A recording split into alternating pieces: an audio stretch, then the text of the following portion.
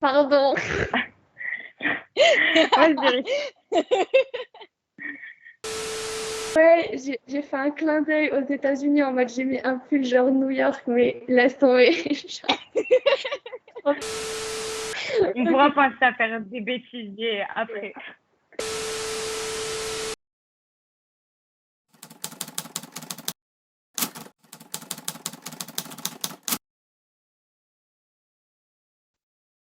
Bonjour Evla, merci beaucoup d'être parmi nous et d'avoir accepté cette interview.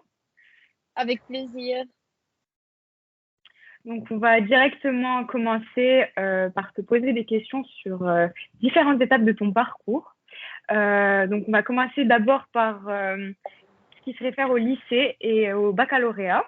En quelle filière étais-tu au lycée et quelles options avais-tu choisi?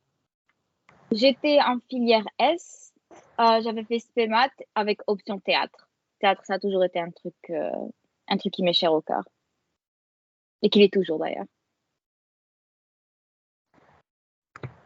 Ok, alors la prochaine question, c'est lors du cycle d'orientation au lycée, qu'est-ce qui t'a motivé à poursuivre tes études aux États-Unis?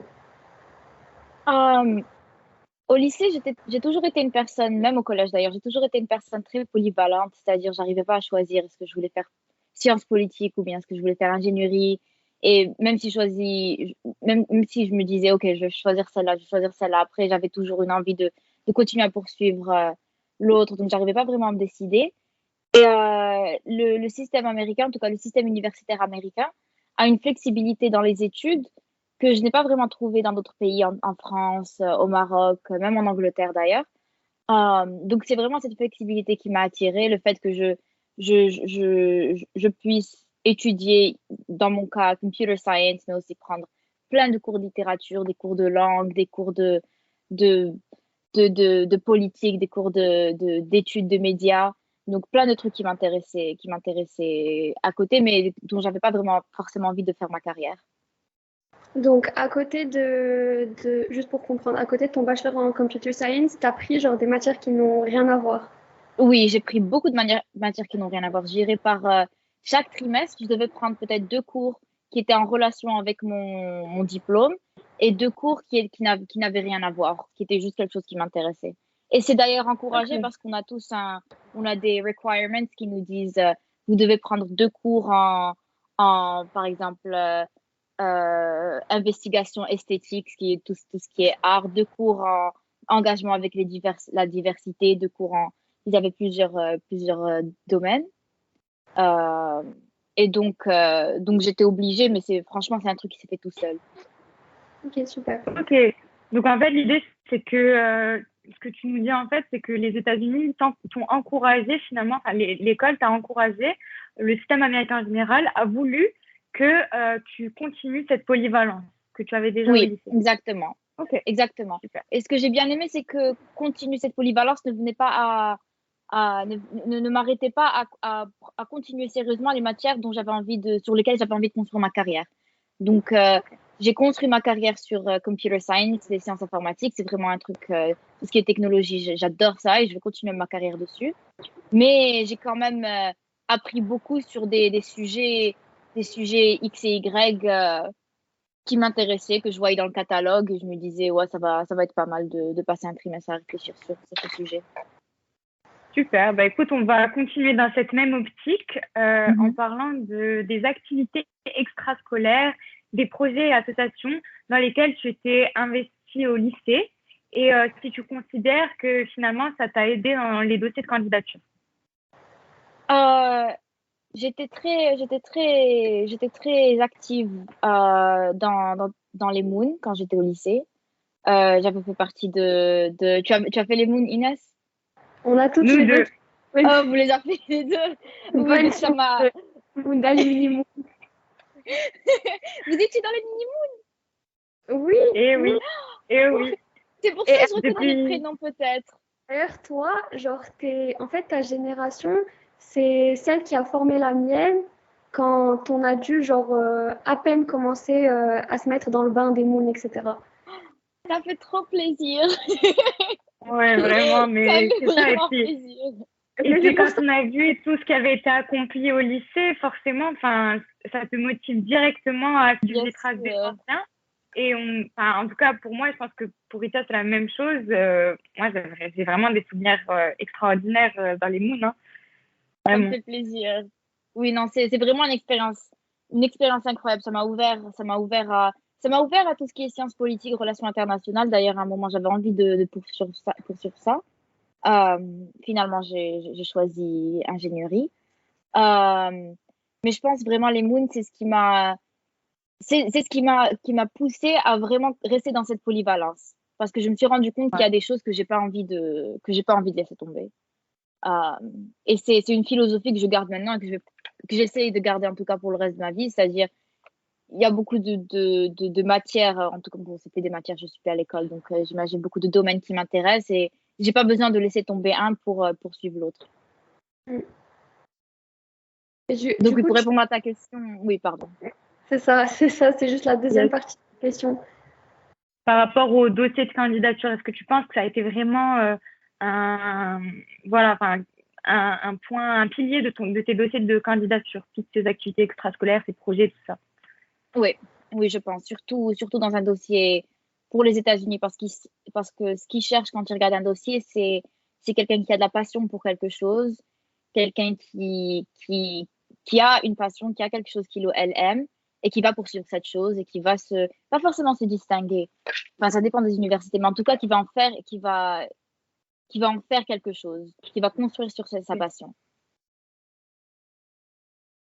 D'ailleurs, je trouve que si fallait faire une petite critique au système français, parce que moi j'aime bien faire ça, c'est que, alors maintenant que tu me dis ça sur les dossiers de candidature aux États-Unis, bah, ça me choque de voir à quel point en France ils n'accordent pas la même importance au fin fond du dossier de candidature quand tu le déposes, que ce soit sur Parcoursup ou autre part. Et je trouve ça vraiment triste parce que, en fait, on te fait croire au lycée que vraiment ça va beaucoup compter ce que tu fais, etc. Alors que quand tu quand tu t'engages dans le système français, c'est pas du tout le cas. Et même, il y a eu ça il y a une information qui était passée aux news d'une élève qui avait rempli sa lettre de motivation sur Parcoursup par une recette de cuisine et qui a quand même été prise dans les universités auxquelles elle a postulé. Donc, c'est pour dire à quel point ils font vraiment pas attention à ça et c'est quelque chose que je trouve hyper dommage en plus dans le système français. Ouais. Du coup, pour continuer, justement, c'est pas un tout petit peu dans la même idée. Étant donné que tu étais dans un lycée français, est-ce que pour toi, ça a été difficile de postuler aux écoles américaines ou pas du tout? Je pense que ça a été une des choses les plus difficiles que j'ai faites. Bon, pas dans ma vie, mais en tout cas dans les 5 dernières années. Parce que, en tout cas, pendant ma génération, peut-être qu'il y avait que je connaissais pas, mais on n'avait pas encore les services d'entraînement SAT, on n'avait pas encore vraiment je sais pas maintenant si les conseils d'orientation connaissent les systèmes américains, mais en tout cas, à mon époque, c'était pas vraiment quelque chose que les gens faisaient. Du coup, ça a été très difficile de me renseigner, de devoir tout traduire, de devoir demander les lettres de recommandation, de devoir demander au CPE de rentrer eux-mêmes les bulletins traduits que je devais faire traduire. Donc, rien que le process, même sans compter tout ce qui est bosser pour les SAT, tout ce qui est écrire les lettres de motivation, etc., c'était difficile juste d'un point de vue logistique. Après, d'un point de vue le contenu du dossier, c'est-à-dire quand on parle du fond, je me rappelle, j'ai dû faire le programme de terminale de physique pendant mon été entre la première et la terminale parce que je devais passer le SAT physique. Maintenant, ils ont enlevé les SAT, ils appelaient ça SAT Subject Tests. Maintenant, soit ils ont enlevé ça, soit les universités le requièrent plus. Mais je devais en prendre 2. Du coup, qu'est-ce que j'avais pris? Bon, j'ai oublié. J'avais pris quelque chose j'avais pris maths et physique. Bon, maths, c'était facile parce que les Français sont beaucoup mieux en maths, mais physique, il fallait faire tout le programme l'été d'avant et c'était quelque chose, quoi. Ouais, j'imagine. Après, je suis d'accord. Je pense que déjà aujourd'hui, ça reste quand même un processus assez complexe. Je pense que ça se démocratise de plus en plus. dans le sens où il y a des sessions d'orientation qui sont plus organisées et puis les étudiants se connaissent mieux d'une génération à l'autre, donc ils peuvent demander et c'est justement l'intérêt de ce réseau qu'on est en train d'essayer de développer, c'est de pouvoir poser la question directement à ceux qui ont vécu l'expérience. Du coup, tu nous as parlé du SAT justement. On voulait savoir comment tu t'es préparée à cette épreuve et quels sont les critères nécessaires en général pour avoir une chance d'être prise dans une école aux États-Unis.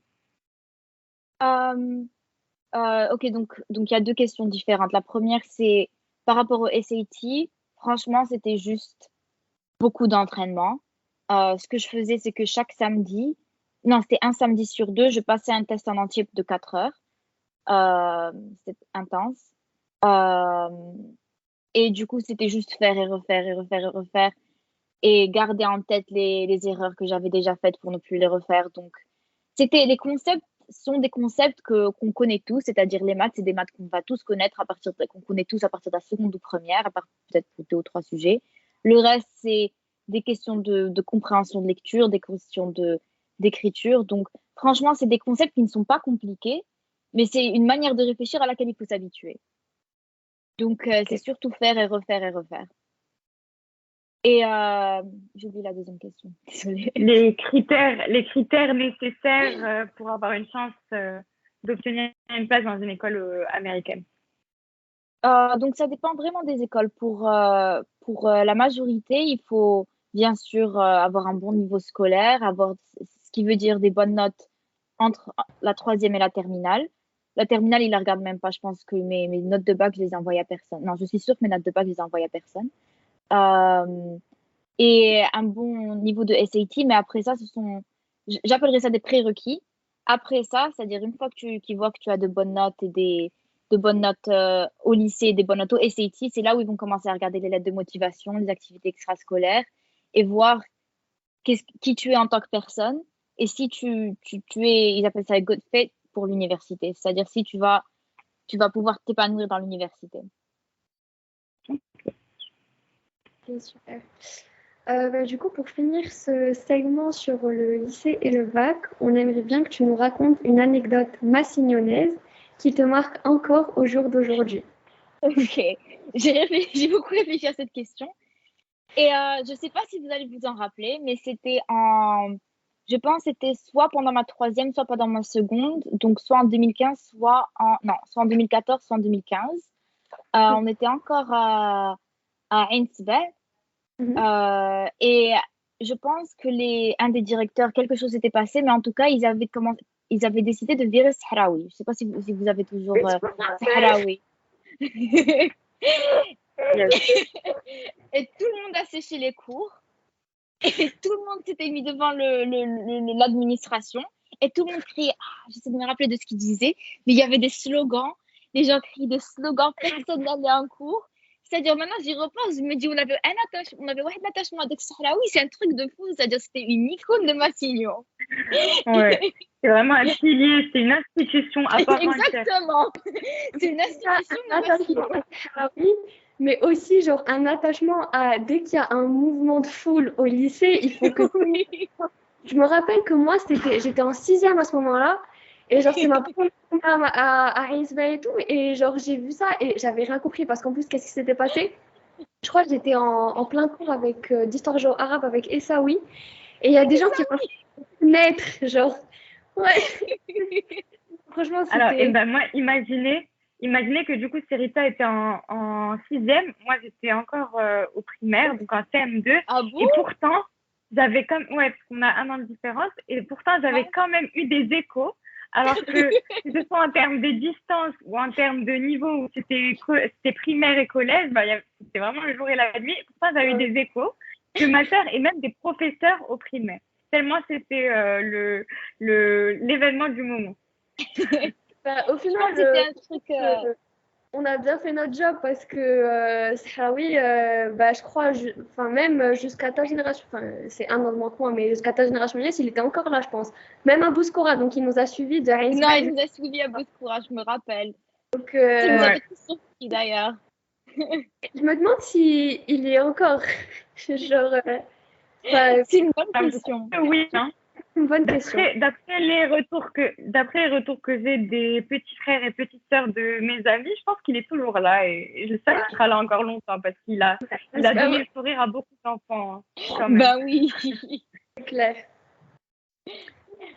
Alors là, on me passait du coup à une partie fondamentale de ton parcours, universitaire, du coup cette fois, donc Stanford.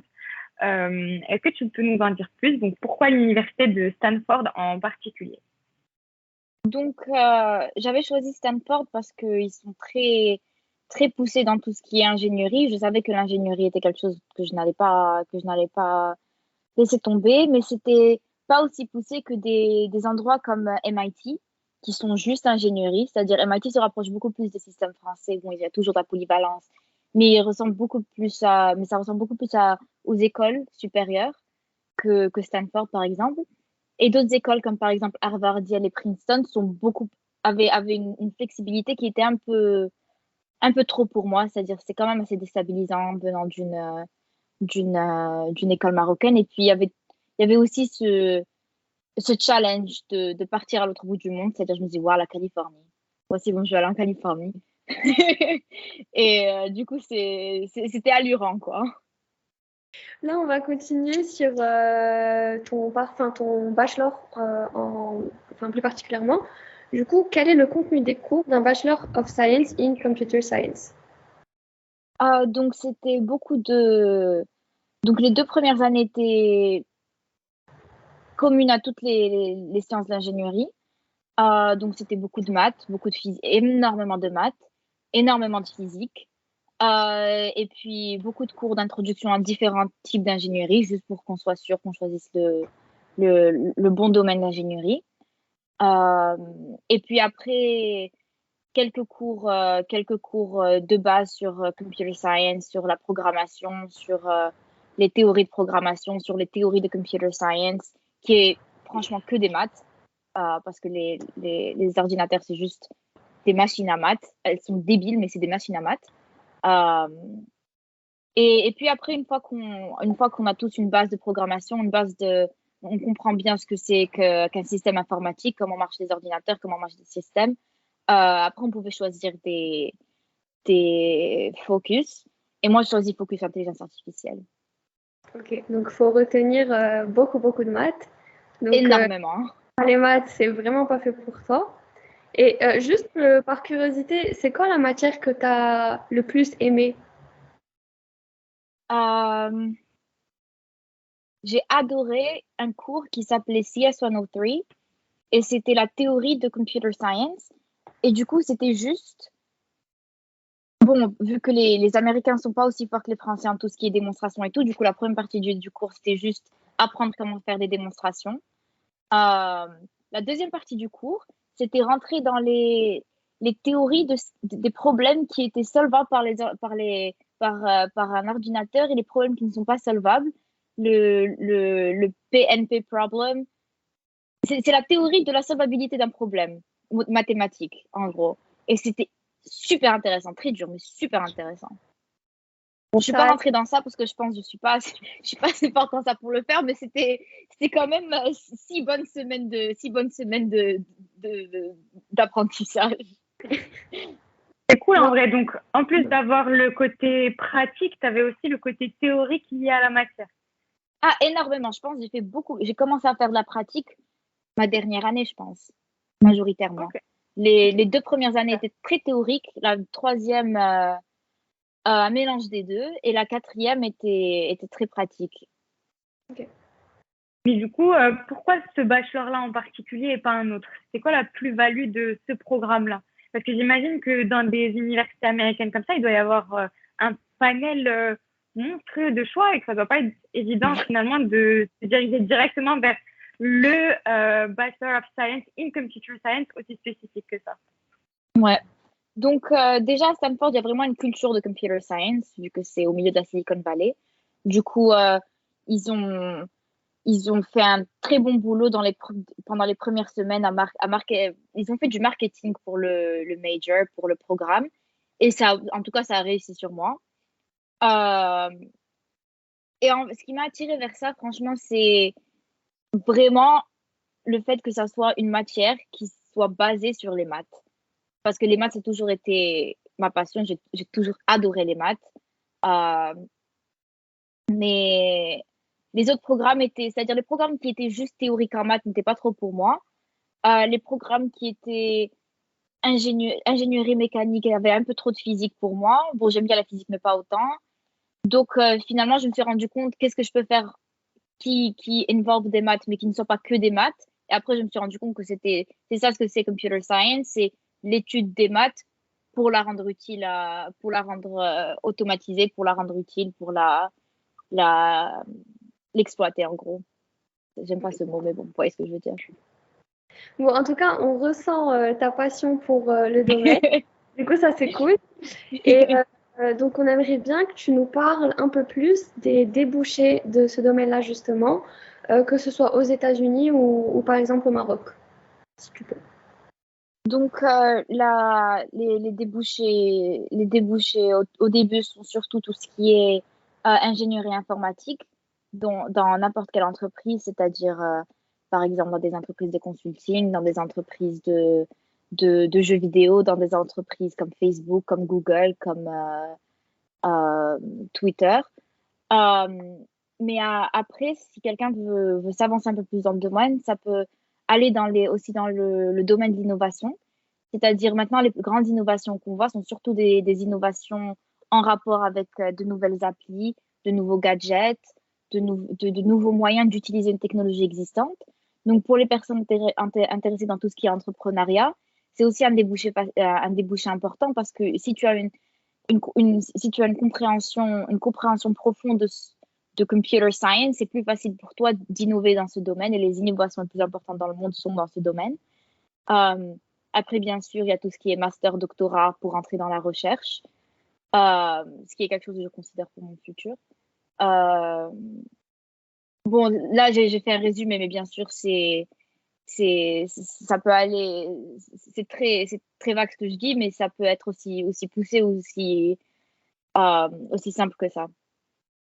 Du coup, quel conseil donnerais-tu à des étudiants au lycée qui souhaiteraient suivre ce cursus spécifique ou des études aux États-Unis en général?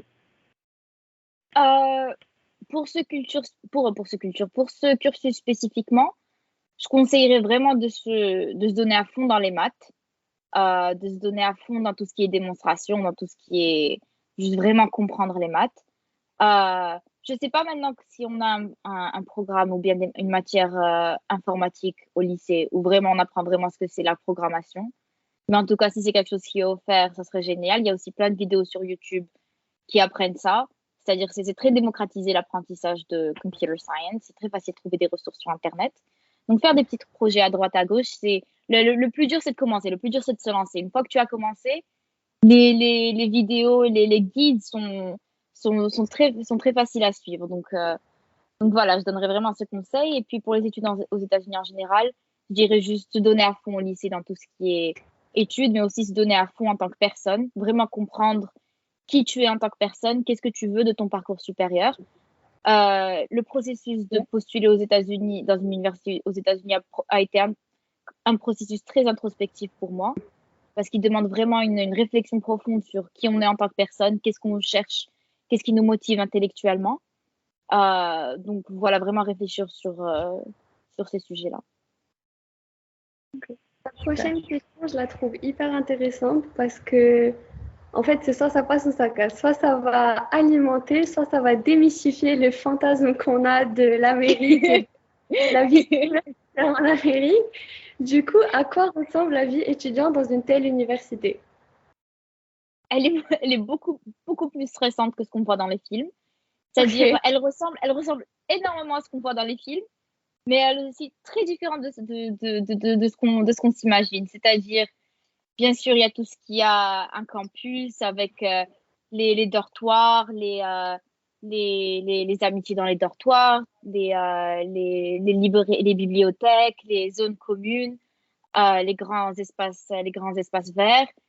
Mais aussi, il y a beaucoup de choses dont on ne nous parle pas beaucoup et c'est que c'est quand même un système extrêmement stressant parce qu'on passe, je pense, en moyenne, je passais 3 heures en cours par jour, maximum. Et du coup, tout le reste du temps était du temps libre, où c'est très facile de tomber dans le piège de juste rien faire. Euh, c'est énormément de temps d'études individuelles, d'où la nécessité d'avoir des bibliothèques, des endroits où étudier. Mais c'est-à-dire, je pense qu'il nous disait, pour chaque heure de cours, il faut compter entre 3 et 5 heures de juste relire le cours, de faire des exercices dessus. Du coup, après, quand tu as 3 heures de cours par jour, ça se multiplie facilement. C'est clair, Ok. et pendant la précédente interview, on avait relevé le même point avec Alia. C'est le fait que même en France, quand tu es à la fac, tout le monde pense que c'est super chill, que c'est super cool parce que du coup, tu es super autonome, etc. Mais en fait, quand tu te retrouves devant le fait accompli, bah, c'est pas ça en fait. C'est qu'il faut juste que tu apprennes à organiser ton propre temps. C'est pas que tu as plus de temps libre ou que tu as moins de temps de travail. C'est juste que Exactement. on te le place pas à un temps précis comme on le faisait avec nos emplois du temps au lycée. Exactement. Donc, Et c'est ça rend aussi... les choses. Ah, pardon, excuse-moi. Non, vas-y. On a aussi une culture dans le système français, en tout cas à Massignon, une culture de vraiment je sais pas si ça se dit en français, désolé, mes langues se mélangent, sur un pédestal, les écoles et les prépas. Et du coup, tout ce qui n'était pas aussi structuré que les écoles et les prépas, où c'est vraiment un emploi du temps de 7 heures du matin à 18 heures, c'est quelque chose qui est considéré dans la culture qu'on avait à Massignon comme ouais, c'est facile, ça, c'est juste 3 heures de cours par jour.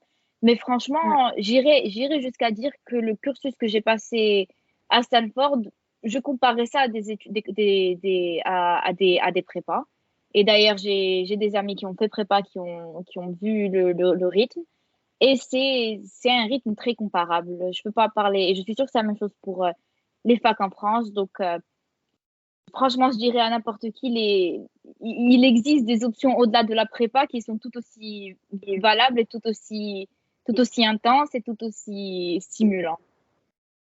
Ouais, c'est ça. Je pense que finalement, cette autonomie qu'on doit gérer à plusieurs facettes, et au lieu que certaines institutions estiment que c'est plutôt un système laxiste un petit peu en termes de travail et de responsabilité face au travail, au contraire, il faut voir la facette où c'est un challenge personnel et qu'il faut vraiment être très rigoureux envers soi-même pour donner un temps à chaque chose et le gérer soi-même au final, parce que c'est un enseignement pour moi aussi personnel, sachant que c'est toi qui te mets tes limites, alors que dans un établissement comme une prépa, ça reste la continuité du lycée. Donc c'est quand même Exactement. assez différent. Et par rapport à ça, est-ce que tu trouvais quand même le temps d'être investi dans la vie du campus, que ce soit l'extrascolaire ou l'associatif, par exemple? Oui, je me suis énormément engagée dans le théâtre. D'ailleurs, la dernière année, j'étais présidente d'une des troupes. Euh, Ok. Parce que ça a toujours été quelque chose que j'aime énormément et le côté technique me fascine, c'est-à-dire le, le théâtre, pour moi, c'est bien sûr, il y a des gens il y a des gens qui aiment acter, euh, mais franchement, sans tout ce qui est technique, sans tout ce qui est lumière, sans tout ce qui est son, sans tout ce qui est construction, au final, c'est juste des gens qui disent des mots sur une plateforme. Donc, j'ai adoré apprendre tout ce qui est design, design des lumières, design du son, design de l'instrumentation. Parce que c'est aussi une forme d'ingénierie, c'est un design de système de plusieurs lumières qui prennent 700 watts par lumière. Donc il faut designer tout ça, être sûr que tu vas pas faire exploser les, les, le système électrique. Et aussi, c'est beaucoup de design, réfléchir à où est-ce que tu vas placer les lumières, à quelle intensité tu vas les mettre, à quelle couleur tu vas les mettre, d'où est-ce que est-ce que tu veux te concentrer sur les ombres, est-ce que tu veux te concentrer sur le front, sur le devant de la personne. Bon, c'est beaucoup de réflexions qui sont ingénieurs et créatives. Et du coup, j'ai adoré faire ça. Je sais pas c'était qui ta prof en option théâtre, mais je crois que ça lui ferait très plaisir d'entendre euh, à quel point tu t'es engagée et que tu as continué, enfin, gardé dans la continuité cette passion pour le théâtre. J'avais Madame Lenoir, je pense. Ah, c'était pas la prof, c'était prof de français aussi, non? Oui, oui, elle Ouais, était prof de français aussi. Elle est partie. je pense qu'elle est encore là. Ah, ok, ok, Ok. En tout cas, pendant mon année en terminale, elle était toujours là. ok. Mais je pense que le lycée, ça ressemble pas du tout à ce que toi, tu as connu, en tout cas en termes de profs, parce que déjà, juste moi, par rapport à ma génération, tous les profs, en tout cas que j'ai connus en terminale et en première, je crois qu'il n'y en a plus aucun qui est resté. Ce Ah qui me bon? fait, C'est vrai. oui, ce qui me fait énormément de peine parce que du coup, en plus, à cause de Covid, bah, déjà, on n'a jamais pu dire au revoir à notre lycée, mais en plus, on C'est n'a jamais vrai. pu dire au revoir à nos profs, alors que vraiment, moi, mes profs de première et de terminale, ils m'ont tellement marqué et tous d'une manière tellement positive que ça m'a fait trop de la peine. Du coup, bon, ça reste Ouais, un peu entre de la gorge, non, mais c'est bon. sûr, c'est sûr. Du coup, la prochaine question, c'est qu'est-ce que tu as retenu de tes années d'études dans cette prestigieuse université américaine? Donc, je pense que ça revient un peu à ce dont on parlait avant. Je pense que la plus grande chose que j'ai apprise, c'est la vie, elle n'est pas structurée comme un lycée. Dans la vie, il faut, si je veux apprendre quelque chose, si je veux m'engager dans quelque chose, il faut y mettre du travail. Bon, ça veut pas dire qu'au lycée, on ne mettait pas de travail, mais c'est-à-dire c'était préfabriqué pour nous. Du coup, c'était facile de juste suivre les règles, suivre le cursus. Mais j'ai appris beaucoup l'autonomie. J'ai appris à être vraiment autonome dans mon apprentissage, à être autodidacte. Euh, j'ai appris que j'ai vraiment appris the hard way, comme on dit, que si je veux quelque chose, si je veux apprendre quelque chose, c'est à moi d'aller le chercher, c'est à moi de m'engager, c'est à moi de faire l'effort. Il n'y a rien qui va jamais me venir sur un plateau d'argent. Euh, et donc vraiment, bien sûr, j'ai appris beaucoup de choses. J'ai appris des maths, j'ai appris de l'informatique. Bon, je dis ça comme si c'était rien. J'ai appris beaucoup de ça. Mais ça m'a beaucoup changé en tant que personne et ça m'a préparé, je pense, à être une adulte fonctionnelle et une adulte qui, j'espère, bon, je suis en train de commencer, mais qui, j'espère, va pouvoir aller chercher ce que je veux, changer de filière si j'en ai envie, être autonome, savoir ce que je veux, réfléchir sur moi-même, sur mes passions, sur ce que je veux dans ma vie et, et rentrer dans ça et ne pas avoir peur. En tout cas, c'est vraiment une belle leçon que tu nous transmets à tous, étant donné qu'on voit vraiment que ce système, en plus de t'avoir appris toutes ces connaissances sur le domaine scientifique et sur ce dans quoi tu veux t'investir plus tard dans ta vie professionnelle, tu as aussi véhiculé des valeurs humaines qui sont fondamentales aujourd'hui, Mhm. qui est Ouais, essentielle dans la construction d'un adulte. Donc, c'est vraiment une bonne chose. Mais, Je mais du trouve, coup, ouais, je vas-y, suis désolée, Aïssa. je vais rebondir hyper rapidement. Je trouve que, encore une fois, on va partir sur une critique du système français. J'ai dit que j'adorais ça. Euh, que les, ces valeurs humaines qui sont beaucoup plus valorisées, je trouve, dans des pays d'Amérique du Nord, par exemple, que ce soit genre aux États-Unis ou même le Canada, par exemple. Je trouve que dans le système français, ce qui est encore plus dommage, c'est qu'elles sont souvent mises de côté en faveur d'un élitisme, comme il avait dit dans la première interview, qui est un peu malsain, d'un esprit de compétition qui est vraiment toxique, surtout à cet âge-là, quand tu viens de rentrer à la fac à 18, 19, 20 ans. Enfin, tout ça, au contraire, je trouve que ça t'apprend à développer une certaine personnalité qui n'est pas vraiment moralement bonne. Du coup, bon, c'est quelque chose que je vais encore reprocher au système français, mais bon. c'est vrai que s'il y a autre chose que j'ai appris, c'est que si j'ai envie de construire quelque chose, et on peut prendre ça aussi littéralement, aussi non littéralement que vous le voulez, mais si on veut construire quelque chose, on va avoir besoin de quelqu'un d'autre. On ne peut jamais rien faire tout seul. Euh, que ça soit construire, je sais pas moi, une entreprise ou bien quelque chose aussi simple que de faire un dessin. Tu vas toujours avoir besoin de quelqu'un à tes côtés pour te critiquer, de la bonne manière, bien sûr, de critique constructive pour te pousser vers la bonne direction, pour t'encourager. On est humain, on a tous besoin les uns des autres, euh, on vit en meute et on a besoin de l'encouragement des autres, on a besoin du soutien des autres. Et comme tu dis, j'ai l'impression que c'est quelque chose. Bon, c'est quand même assez paradoxal, je vais sur un autre sujet, c'est quand même assez paradoxal venant des États-Unis, qui est quand même une culture assez individualiste. Mais bon, je pense qu'il y a une question sur ça après.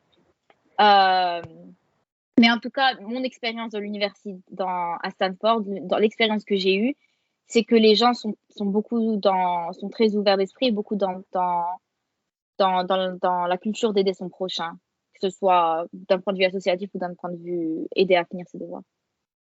Ouais, je trouve aussi que c'est une super importante leçon que de retenir qu'on a toujours besoin de quelqu'un d'autre dans notre vie. Ça fait. Et au final, on apprend des autres aussi, on apprend de nous-mêmes, de nos échecs et de nos réussites, mais on apprend aussi de ces retours d'expérience qui sont vraiment essentiels, surtout quand on se construit en tant que personne. Du coup, ce qui nous amène à la prochaine question. Comment t'es-tu adaptée à l'American lifestyle? J'étais très conflictée. Au début, j'étais vraiment, je me demandais vraiment si je voulais me mettre c'est-à-dire rester en contact avec tous les Marocains là-bas. Bon, il y en avait 3. Mais bon, avec les Marocains et la culture arabe là-bas, ou bien si je voulais pas forcément me détacher, mais essayer de juste me plonger dans la, entre guillemets, la vie américaine et de me faire des amis qui sont d'un peu partout dans le monde, parce que je connais beaucoup de gens c'est pas forcément un reproche, c'est juste quelque chose que j'avais pas forcément, dont j'avais pas forcément envie. Mais je connais beaucoup de gens qui se sont rabattus sur rester avec des gens de la même culture, ce qui franchement n'est pas une mauvaise chose.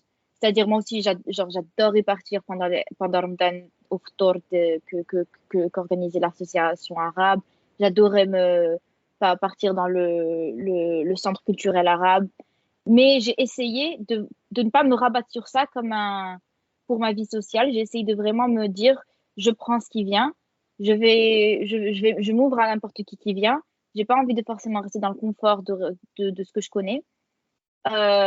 Donc ça a été un choix conscient, parce que bien sûr, j'avais toujours le réflexe de me dire, ah, c'est bon, je vais aller parler aux Marocains ou bien même aux Français, parce que eux, ils savent un peu ce que c'est le bac, ils savent ce qu'on a fait, on a des points en commun, on a des expériences communes. Donc, j'ai fait le choix conscient, en tout cas au début. Après, une fois que j'ai réussi à m'adapter à la lifestyle, comme tu dis, j'ai réussi à faire un peu de tout. Mais bon, donc j'ai fait le choix conscient de ne pas forcément rester dans ma zone de confort. C'est marrant que tu en parles, justement, parce qu'on a eu cette même réflexion avec Helia dans la précédente interview. Et on se demandait finalement si c'était nécessaire en tant que Marocain de se dire qu'on se détachait un petit peu pas qu'on se détachait de notre culture, mais de notre zone de confort en allant voir et découvrir d'autres cultures, ou si c'était finalement mieux de rester proche des siens dans tous les sens du terme. Et on est arrivé à cette conclusion que finalement, ça dépendait de nous, comment on ressentait l'expérience à l'étranger, de notre personne, de notre personnalité aussi. Et que finalement, certes, on apprend beaucoup des autres en général et des autres cultures, mais que c'était quand même un réconfort vraiment présent de se dire que finalement, on avait des personnes qui avaient partagé un petit peu ce qu'on avait vécu, qu'on pouvait, voilà, comme tu le dis, avec l'expérience de Ramadan Leftour, c'est quelque chose que j'ai vécu aussi. Et c'est quelque chose, et au final, on se pose la question du côté de l'autre. Moi, je me rappelle, j'avais eu la chance donc d'avoir des Ftours cette année avec des Marocains, mais aussi avec des Français qui voulaient partager notre culture.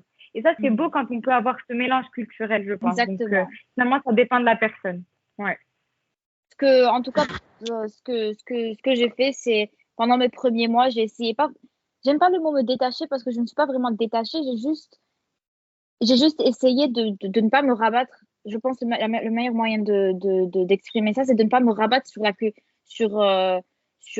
l'association marocaine et l'association arabe, et de me concentrer sur les gens qui n'étaient pas comme moi, juste pour pouvoir trouver mes repères dans cette culture-là. Et après, une fois que j'ai trouvé mes repères dans cette nouvelle culture, ensuite pouvoir pouvoir m'engager dans tout ce que l'université avait à offrir avec la culture marocaine, la culture arabe, la culture américaine, la culture française, etc., etc. Donc, c'est juste essayer d'abord de trouver mes repères et ensuite de rester à côté des miens. C'est ça en fait, c'est que moi j'avais fait la réflexion que en fait quand tu sors radicalement de ta zone de confort qui est ton pays, ta ville, ta situation familiale, etc., pour aller faire tes études supérieures, bah, il y a certaines personnes qui vont ressentir ce besoin de s'attacher au moindre sens de confort que d'autres Marocains ou d'autres étudiants du même lycée, etc., vont leur apporter. Mhm. Voilà. Donc là, on va aborder une question sur ton futur très proche. Donc à partir de septembre prochain, tu vas occuper le poste d'ingénieur informatique en réalité augmentée. Est-ce que tu peux nous en dire plus? Ouais, donc je vais commencer à travailler à Niantic, qui est une entreprise de réalité augmentée. Et donc, je vais travailler avec eux sur tout ce qui est développer leur plateforme. Parce que c'est la réalité augmentée, contrairement à la réalité virtuelle qui est mettre un casque et voir que du virtuel, la réalité augmentée, c'est d'avoir un intermédiaire entre la réalité et le virtuel, comme un téléphone ou bien des lunettes, ce qui n'est pas encore, en tout cas, produit en masse, et pouvoir mettre une couche de virtuel sur la réalité. Et du coup, ce que c'est que c'est beaucoup d'analyse d'espace, d'analyse d'image, pour pouvoir comprendre d'une image en 2D que la caméra nous offre, une image en 3D, pour pouvoir pour pouvoir placer la couche virtuelle de la manière la plus réaliste possible. Donc, je vais travailler avec eux sur cette plateforme. Et encore une fois, c'est énormément de maths, énormément de géométrie. Euh, donc, j'ai vraiment, vraiment hâte de commencer. C'est vraiment fascinant et on retient que les maths ne sont jamais bien loin, en tout cas, ça c'est sûr. En tout cas, dans mon cursus. Mais du coup, ouais, bah, j'imagine. Mais du coup, qu'est-ce que tu penses du domaine de l'intelligence artificielle en général? Parce que c'est quelque chose qu'on commence à aborder de plus en plus aujourd'hui. Quelle est ton opinion là-dessus? Je pense, je pense deux choses. La première, c'est que ayant étudié l'intelligence artificielle et ayant discuté avec des personnes qui en ont un peu peur, je peux assurer bon, pas à tout le monde parce qu'il y aura toujours des gens qui en sauront plus que moi, mais je peux vous assurer en tout cas que l'intelligence artificielle, là où elle en est maintenant, n'est pas quelque chose dont on doit avoir peur. C'est-à-dire, on est très très loin de tout ce qui est science-fiction, on est très très loin de pouvoir faire des robots qui ont des sentiments, ou bien si c'est possible, ça prend énormément de temps, énormément d'énergie, que ce soit de l'énergie électrique ou bien de l'énergie euh, computational. Donc, c'est pas quelque chose qui va être démocratisé bientôt. C'est pas quelque chose dont on doit avoir peur. Mais je pense qu'il faut être très, très cautious. Désolée, je mets des mots en anglais à droite, à gauche, c'est difficile de compartimentaliser. Euh, en abordant ce sujet parce que c'est quand même un domaine qui va à un moment donné remplacer des jobs. C'est-à-dire que maintenant, on voit, si on va dans des aéroports, dès qu'on peut voir des robots qui servent du café. Donc, c'est en train de remplacer des jobs. Ça, c'est une discussion qui existe depuis l'industrialisation, donc c'est pas quelque chose de nouveau. Et c'est quelque chose qui va se construire petit à petit dans les économies des pays, mais c'est quelque chose à garder en tête.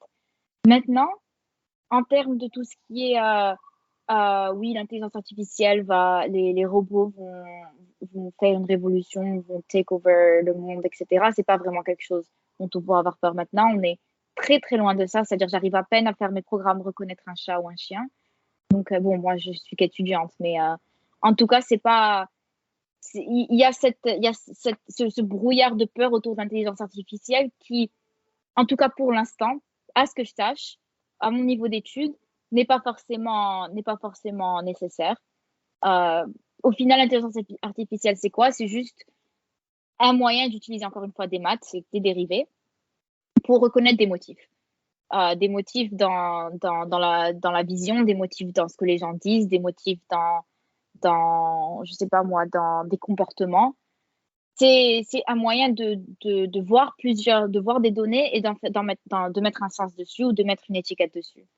Donc, c'est à peine, c'est-à-dire réussir à donner aux ordinateurs une intelligence d'un enfant de 3, 4, 5, 6, ok, 7 ans maximum. Donc, juste à reconnaître des motifs comme ce que les humains peuvent faire très facilement. C'est vraiment super intéressant de t'entendre parler de ça. Enfin, moi, c'est un domaine en général qui me fascine alors que j'ai pas fait S, je fais absolument pas des études d'ingénierie, mais je trouve ça hyper intéressant, donc c'est super cool de t'entendre parler de ça. Là, on va revenir un peu à ta vie d'américaine. Donc, après avoir vécu le fantasme de l'American Dream, qu'est-ce que tu peux nous en dire? Est-ce que c'est une illusion ou une réalité pour toi? C'est une question très compliquée et je pense que ma réponse finale sera que The American Dream, c'est de la propagande. Euh, c'est une notion qui a été créée par un gouvernement américain. À un moment donné, je ne connais pas vraiment l'histoire de ça, mais c'est une notion qui est très nuancée. C'est une notion qui s'applique surtout aux gens qui ont déjà les moyens de s'y mettre, qui ont déjà des privilèges pour pouvoir y rentrer, c'est-à-dire le système américain, les États-Unis est un pays qui a été fondé sur de l'injustice sociale, l'injustice économique. Et donc, moi, j'ai eu beaucoup de chance et j'en ai profité, j'en suis extrêmement reconnaissante. Mais je suis aussi très consciente du fait que si j'ai réussi, c'est parce que j'ai été dans un bon lycée, c'est parce que mes parents ont pu payer une partie, c'est parce que beaucoup de choses. Mais je sais que le American Dream, pris dans le sens où n'importe qui peut réussir, est une illusion. Mais ça, je sais que c'est une opinion assez controversée, mais je suis ouverte à la discussion. En tout cas, c'est très intéressant d'avoir l'idée vraiment de quelqu'un qui a vécu la chose comme toi, parce que je pense que c'est vraiment un concept sur lequel beaucoup de personnes ont des idées reçues. Et ça dépend vraiment des perspectives adoptées et de la personne à qui on pose la question aussi. Donc, je trouve que c'est très intéressant et on va rester sur la même note. Si tu pouvais nous raconter ton meilleur et ton pire souvenir de tes années d'études supérieures, en général, quel serait-il? Donc, je vais commencer avec le pire pour finir sur une bonne note. J'aurais dû réfléchir à cette question avant, mais je dirais, pour le pire, ma première année universitaire, euh, en mon deuxième et troisième trimestre, c'est pas vraiment, je ne vais pas parler d'un événement, je vais juste parler d'une expérience. J'ai eu beaucoup de problèmes de santé mentale, de problèmes psychologiques. Je suis passée par une grosse dépression, une grosse phase d'anorexie. C'était extrêmement difficile. J'étais loin de ma famille, j'en parlais pas à ma famille, j'étais toute seule. Euh, je connaissais personne en Californie. Encore une fois, j'avais mis cette distance entre moi et les skis. À ce moment-là, je regrettais énormément la culture arabe. Donc, j'avais pas de gens, pas en tout cas pas assez de gens similaires à moi avec qui en parler.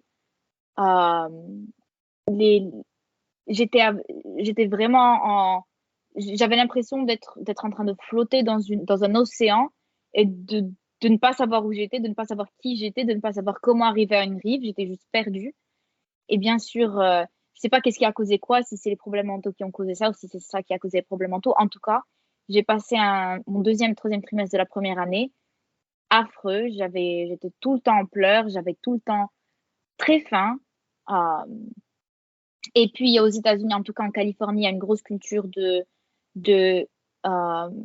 eat healthy, be fit, fitness, bla bla bla. Ce qui est bien parce que c'est bien d'être en bonne santé, mais c'est-à-dire comme n'importe quoi, quand poussé à l'extrême, ça peut avoir des conséquences négatives sur le mental. Donc oui, j'ai passé un deuxième et de j'essaie de ne pas parce que j'aurais très facilement pu en répondant à cette question juste dire oui, j'ai eu un cours compliqué. Mais j'ai vraiment envie de parler de ça parce que c'est des expériences qui sont pas forcément universelles, mais qui sont beaucoup plus communes que ce qu'on pense.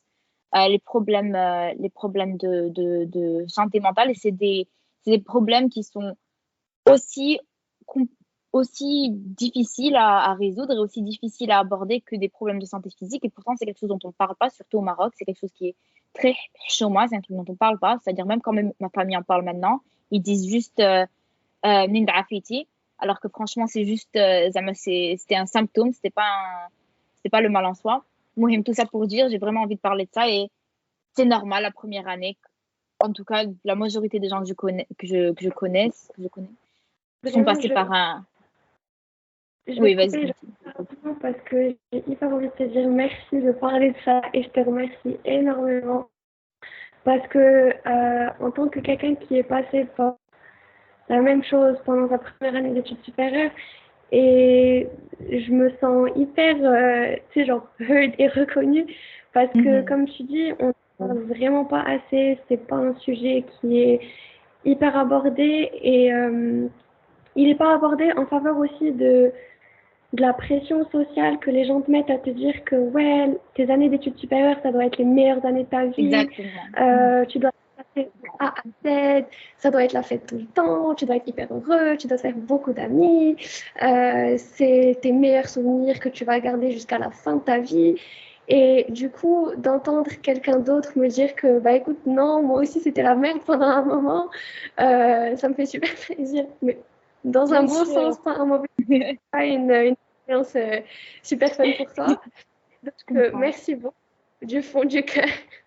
Et c'est C'était quelque chose dont on doit parler, c'est-à-dire la majorité d'entre nous qui étaient à Massignon sont partis à l'étranger. Il y a une coupure qui se fait. C'est comme couper un cordon ombilical, c'est-à-dire on est coupé de notre pays, on est coupé de notre famille. Pour plus beaucoup, on est coupé de notre culture. Et bien sûr, ça va faire quelque chose. Bien sûr, ça va avoir un effet. C'est comme une deuxième naissance. C'est normal de passer par ça. Tout à fait, c'est un nouveau chapitre et c'est une perte de repères qui doit être palliée aussi avec un certain soutien qu'on ne trouve pas forcément. Donc, Exactement. c'est toujours bien enfin, comme tu l'as dit au tout début de cette interview, tu as parlé de cette recherche de repères et de confort, de vraiment pouvoir t'habituer à cette nouvelle vie. Et je pense que c'est essentiel et c'est une introspection que tout étudiant devrait faire, en particulier quand on quitte ses racines. Mhm. juste avant que tu passes à l'évocation de ton meilleur souvenir, est-ce que tu peux nous dire comment tu as surmonté cette épreuve et comment tu as fait en sorte de better your mental health à ce moment-là précisément?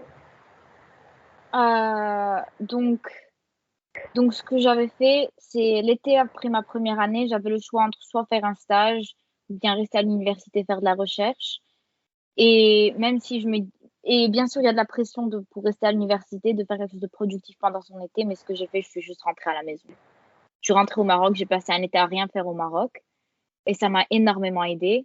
Et il y a bien sûr, il y a de la pression sociale aux États-Unis, en tout cas, de faire quelque chose de son été, de faire un stage, de faire de la recherche, de faire blablabla, quelque chose, de prendre des cours. Mais j'avais envie de faire ça, mais après, je me suis dit, je vais juste revenir au Maroc et rester avec mes parents. Et bien sûr, après, j'ai recommencé ma deuxième année, j'ai rechuté. Et après, je suis allée mieux. Et après, j'ai rechuté. Et après, je suis allée mieux. Après, j'ai rechuté. Et toujours maintenant, bon, ça va, je vais mieux. Mais des fois, je rechute encore et des fois, je vais mieux. Mais c'est quelque chose qui prend quelques années pour se réparer. Et c'est quelque chose sur lequel il faut toujours travailler. Et il faut pas avoir peur de demander de l'aide. Franchement, je reviens à ce que je disais avant sur on a tous besoin de quelqu'un d'autre. Euh, il faut pas avoir peur de dire à quelqu'un d'autre, je vais pas bien. Est-ce que tu peux venir prendre un café avec moi? Est-ce que je peux te parler de X, Y, Z? Donc voilà, c'est une fois que j'ai appris la leçon il faut pas avoir peur de demander de l'aide. Ça m'a énormément aidé bien sûr dans ma vie étudiante, mais aussi dans ma vie, dans ma santé mentale. J'en ai énormément de bons souvenirs. Euh, Énormément de mauvais souvenirs, bien sûr, mais aussi énormément de bons souvenirs. Et je pense que mon meilleur souvenir est un événement qui arrive chaque année. C'est la foire des activités. Et du coup, on a toute une zone du campus. Je pense que ça doit être... bon, j'arrive pas à visualiser maintenant, mais c'est une grosse surface du campus qui est pleine juste de plein de personnes qui essaient de faire en sorte que les nouveaux étudiants rejoignent leur club ou rejoignent leur activité. Et du coup, ce que tu vois, c'est que tu vois plein de personnes qui sont en train de faire voler des drones ou bien des personnes qui montent des robots qu'ils ont fait. Il y a aussi une team qui fait des cars, des voitures à l'énergie solaire. Et du coup, tu as une grosse voiture qui marche juste sur l'énergie solaire en plein milieu en plein milieu du campus. Et tu as des gens en train de jongler, des gens en train de faire de la peinture improvisée, des gens en train de jouer des tambours. Et franchement, c'est juste un magnifique hommage aux différentes passions que les gens ont, différentes choses qui rendent les gens heureux et tout le monde est en train de rigoler, tout le monde est en train d'essayer des choses différentes. Et il y a les gens qui font du tambour, ils t'apprennent à faire du tambour, les gens qui peignent t'apprennent à peindre. Dans la troupe dans laquelle j'étais, on apprenait aux gens à utiliser les épées. Donc c'est pas vraiment la chose la plus intellectuelle que j'ai faite au campus, mais c'était un moment plein de joie. C'est toujours été un moment plein de joie et c'est un des événements que je garde avec beaucoup, beaucoup, beaucoup de joie. Ouais, c'est vrai qu'on retient le partage et l'importance des passions. Je pense que moi, je suis tout à fait convaincue que c'est très important d'être passionné dans la vie en général. Exactement. Par quelque chose. Là, ça va être la question finale, mais juste avant d'aborder, je vais juste rebondir sur un truc que j'ai dit avant, sur la pression sociale il faut que tes années d'études supérieures soient les meilleures de ta vie. Toi, maintenant qui as fini ce cycle-là, qu'est-ce que tu pourrais dire sur cette idée-là, sur ce fantasme-là? Je pense que c'est une idée qui est la source de beaucoup de pression. C'est-à-dire ce que ça fait après au niveau micro, c'est qu'à chaque fois que tu rencontres quelqu'un pendant ta première année, tu te dis, OK, cette personne, je dois absolument essayer de bien m'entendre avec elle parce que ça risque d'être une personne avec qui je vais être amie pour le reste de ma vie. Mais après, ce que ça fait, c'est que ça met de côté, l'amitié devient basée plus sur l'idée que cette personne soit ton ami pour la vie, au lieu d'être basé sur la personnalité de la personne en soi, si vous voyez ce que je veux dire. Donc après, on est plus intéressé par l'idée de la personne que la personne elle-même. Donc je pense que statistiquement parlant, oui, les personnes que tu rencontres à l'université beaucoup d'elles finiront par être des amis que tu vas garder toute la vie, mais tout comme les amis que tu te feras au lycée, ou bien que tu t'es fait au lycée, les amis que tu te feras au boulot, les amis que tu te feras pendant ton master. Je pense que les humains, n'importe où un humain part, se fait des amis, se fait des connaissances. Et du coup, l'université, c'est juste beaucoup plus concentré parce qu'il y a parce qu'il y a cette idée reçue, il y a beaucoup plus de gens du même âge. Mais je pense que ça met beaucoup de pression et qu'après, il y a certaines amitiés qui se forcent un peu à être parce qu'on a cette idée que ces amis vont être nos amis pour le reste de notre vie, alors que faut juste attendre d'avoir quelqu'un avec qui tu vibes bien. Après, tu continues à vibrer avec eux. Et pas que en termes d'amitié, je pense qu'il y a aussi une certaine manière de, tu sais, genre, betray your own self parce que, en fait, inconsciemment, tu vas te forcer à te dire, non, bah, vu qu'on m'a dit qu'il faut que je profite à fond de ces années, bah, il faut que je sorte, il faut que je m'amuse, il faut que j'aille faire la fête, etc., etc. Alors qu'il y a des moments où t'as pas forcément envie, ou juste t'es vraiment pas dans le mood, et en fait, tu vas juste te forcer à le faire parce que t'as dans ton subconscient cette idée de, non, il faut que tu vives tes meilleurs souvenirs, etc., etc. Ce que je trouve vraiment très très triste. Et je vais te remercier encore une fois parce que tu es la première à avoir parlé de la santé mentale et j'espère que tu n'es pas la dernière. Et du coup, pour la question finale, pour clôturer cette interview, si tu devais capturer ton parcours de l'obtention du bac à aujourd'hui en un mot, une phrase ou une citation, qu'est-ce que tu dirais à tes alumni? Question difficile. Mhm. Je pense, je dirais, ma réponse serait l'autre. C'est-à-dire que mon parcours a été beaucoup influencé par les gens autour de moi, par mes parents, par mes amis, par mes profs de lycée et d'université. Et que, et que bon, ça a l'air ça a l'air très cliché quand je le dis, mais franchement, j'aurais pas été là même sans les gens autour de moi. Et du coup, je place tout ce qui s'est passé pendant les 5 dernières années plus sur les gens autour de moi que sur moi-même. Donc, s'il y a un mot que j'utiliserais, ça serait l'autre. Merci Écoute, beaucoup. c'est vraiment Un mot. très intéressant comme réponse. C'est la première fois qu'on répond par un mot. Et je pense que c'est même plus difficile de répondre par un mot que par C'est une pas... phrase ou une citation. Non, non, Inès, c'est pas la première fois. Elle y est aussi parce qu'il avait donné le nom de son groupe d'amis. Yes. Et Ah oui, c'est vrai. je crois qu'en C'est fait, vrai. on a répondu, les 3 fois, je crois qu'on a répondu que par un mot. Parce que même Alia, c'était le déterminisme ou motivation. Je me rappelle plus exactement, mais c'était ça aussi sa réponse. Ouais, elle avait dit persévérance. Persévérance Ouais. aussi, c'est vrai. Mais en tout cas, c'est vrai que tout le monde avait expliqué un petit peu la L'autre, signification de ce mot-là. l'autre, c'est hyper intéressant. Je trouve que, en fait, c'est un petit mot tout mignon, mais qui est très impactant quand tu expliques ça. Donc, Exactement. c'est super intéressant. Bah, écoute, En tout cas, merci beaucoup d'avoir répondu à nos questions et Bien de sûr. nous avoir partagé avec autant de passion ton parcours et ton ressenti personnel, tes expériences aussi au niveau académique, personnel, professionnel. On a vraiment beaucoup apprécié en tout cas.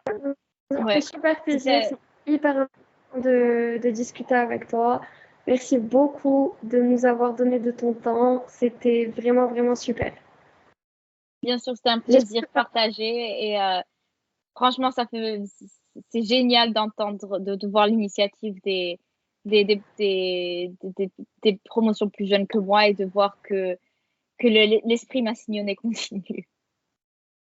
Merci beaucoup et j'espère Merci que encore, ça vraiment. va. Et bon courage Et aussi pour cette bon nouvelle étape à partir courage. de septembre. Merci.